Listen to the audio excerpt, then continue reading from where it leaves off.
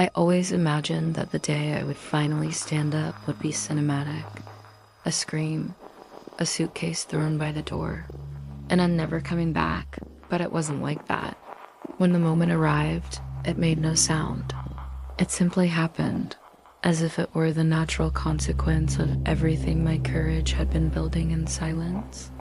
That night, after telling him I had just gotten tired, I went to the bedroom. I sat on the edge of the bed in the dark, without moving, feeling only my own breathing echoing around me. The air felt different, lighter in some places, heavier in others. It was as if the entire house were breathing with me, or against me. But for the first time, I wasn't trying to read his mood. I was trying to understand mine.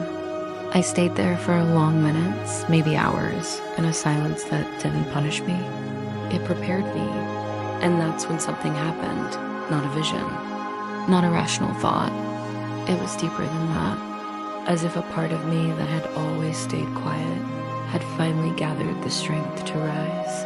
I felt the urge to stand up. Just that.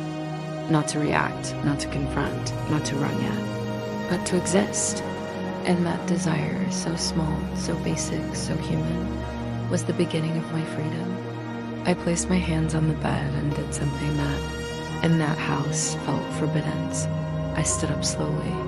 In my time, by my decision. The room was dark, but a thin strip of light came from the hallway, illuminating part of the floor. That light seemed to call me, as if saying, I'm here. I've always been. My feet touched the cold floor, and a shiver ran up my legs to my chest. But it wasn't fear, it was awareness. I walked toward the door slowly, without making a sound. Not because I was trying to hide, but because the moment was too sacred for noise. When I opened the door, the hallway light hit me like a revelation. I could see the living room from there. I could see him sitting on the couch, rigid, as if ready to control even my breathing. And in that instant, everything happened. He turned his face toward me, his eyes met mine, and for the first time, I didn't look away. That absence of retreat was my uprising. No words were needed. He understood, I understood, and the whole house understood. I was no longer the same woman who had entered that relationship. I was no longer the obedient shadow moving through corners without making noise. I was no longer the gray piece he believed he could keep forever. I was someone who had just stood up. Where are you going? He asked, but his voice didn't have the strength it once had. It sounded almost unsure. I took 2 steps into the living room. Just 2, but they were the most important steps of my life. Because in those steps, something aligned. My body aligned with my soul. My heart aligned with my courage. And my fear stayed behind. I'm not going, I said. I'm here.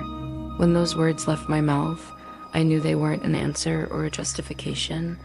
They were affirmation. They were presence. They were a return to myself. He stared at me, trying to decipher me, trying to rebuild some sense of control. But none of his old methods worked anymore, because I no longer reacted to the old provocations. I didn't lower my head. I didn't quicken my steps. I didn't breathe like someone who owed something. I was standing, and standing for a woman who spent years walking on emotional knees is the greatest revolution possible. A strange calm washed over me, a calm that seemed to say, you've already left. Your body is still here, but your soul has already crossed the door. He tried to laugh, as he always did when he didn't understand something. Tired of what? He asked mockingly. Of me? I didn't answer with anger. I didn't answer with pain. I answered with truth, of disappearing. And when I said that, something broke inside him. Not because of me, but because he realized he had lost what he thought he controlled. There was no yelling, no attack, no scene. There was silence. A silence that, for the first time, didn't crush me. I crushed him. I took another step, still unhurried. I passed close to him, not with fear, not with hesitation, but with freedom. He tried to grab my arm like he always had, as if he needed to mark me down. But I moved away. Not fast, not nervous. Just natural, like stepping away from something that no longer makes sense. That's when I understood. Standing up is not running away. Standing up is making it clear that you no longer belong to the ground. I walked to the living room window. I looked outside. I saw the dark street, the quiet night. I saw everything that existed beyond that house. And in that moment, I thought, I am going to leave. It wasn't a threat. It wasn't a detailed plan. It wasn't a speech. It was simply the truth. The most liberating truth I had ever dared to feel. I stood there for a long time, looking at the world that was waiting for me, while he tried to understand at what point he had lost everything. But the answer was simple. He lost the moment I stood up. If the story touched you, subscribe to the channel so you don't miss what comes next.